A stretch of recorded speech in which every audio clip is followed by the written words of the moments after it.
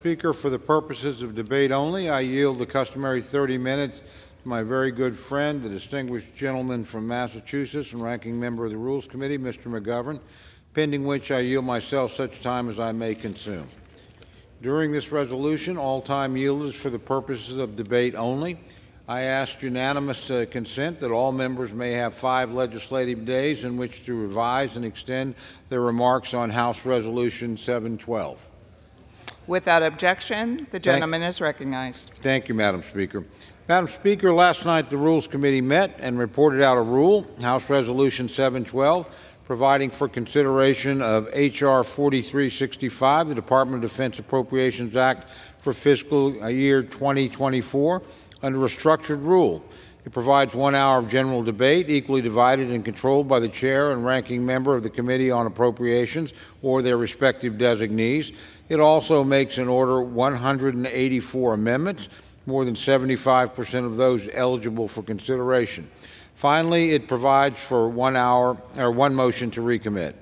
The rule also makes in order H.R. 1130, the Unlocking Our Domestic LNG Potential Act of 2023, under a structured rule. It provides for 1 hour of general debate, equally divided and controlled by the chair and ranking member of the Committee on Energy and Commerce or their respective designees. It provides for 1 motion to recommit. Finally, the rule makes an order House Resolution 684 under a closed rule. It provides 1 hour of general debate, equally divided and controlled by the chair and ranking member of the Committee on the Judiciary or their respective designees. I rise today, Madam Speaker, in support of the rule and the underlying legislation. Madam Speaker, as members are aware, the House has previously debated an identical rule covering H.R. 4365. This was a fulsome and passionate debate, and I said most of what was needed to be said from my point of view during that debate. But I'll make a few key points about this bill again now. The bill before us provides full funding for our national defense.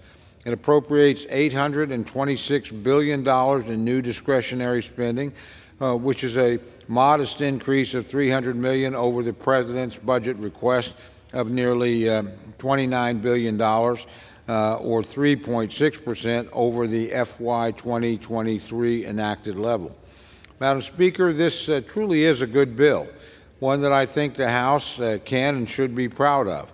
It makes appropriate investments in the military and ensures that dollars are being directed where they are needed the most. It invests heavily in our service members, providing them with a 5.2% pay raise. It provides continued funding for new advanced weapon systems, ensuring that the military has the force it needs to confront any foe anywhere in the world at any time. And it continues to expand the Navy to protect the freedom of the seas and invest heavily in Asia and the Pacific theater, where China continues to expand its own military might in anticipation of a confrontation with the United States and our allies. Madam Speaker, providing funding for our national defense is both Congress's privilege and its responsibility. In order for our brave men and women in uniform to do their jobs, Congress must do its job. Today, we can take that first step toward doing so. The rule also provides for consideration of H.R. 1130, the Unlocking Our Domestic LNG Potential Act of 2023. This bill removes regulatory barriers for the construction and licensing of new liquid natural gas, or LNG, import and export terminals. Madam Speaker, when the Republican majority took over in January, we committed to unleashing America's energy potential. For too long, regulatory roadblocks and active hostility of the Biden administration have made it difficult to expand production of America's abundant energy resources. But despite the Biden administration's hostility, America is today the top producer of natural gas in the world. From my home state of Oklahoma, this is not an academic point. Oklahoma is the 5th largest natural gas producing state in the country, with nearly 350,000 jobs in the state tied directly to natural gas production. It is a critical part of my home state's economy.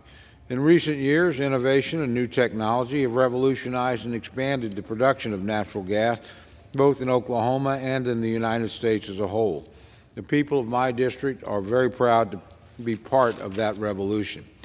There's still more to be done, and the passage of H.R. 1130 will help make it easier, cheaper, and quicker to bring new LNG export terminals online.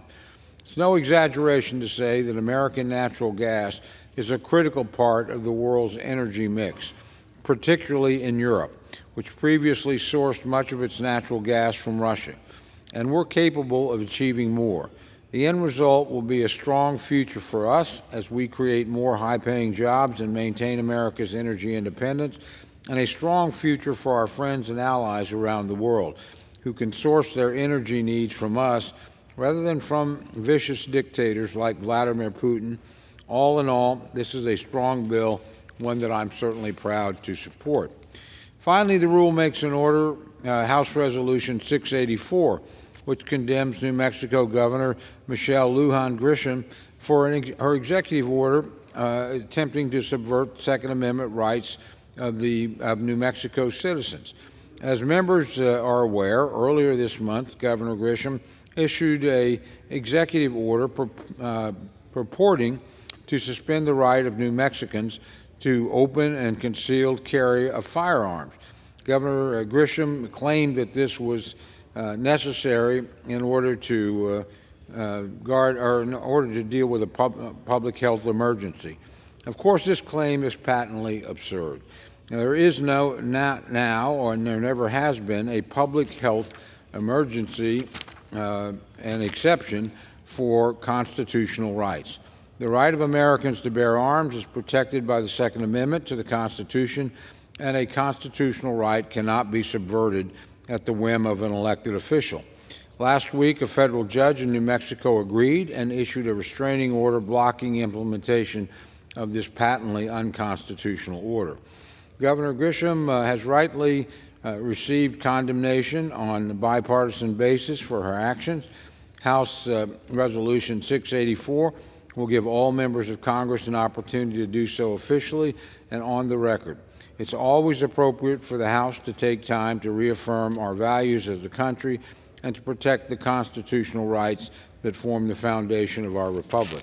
Indeed, I urge all members to do so and speak with one voice, reminding all Americans that when it comes to their constitutional rights, the House of Representatives has their back.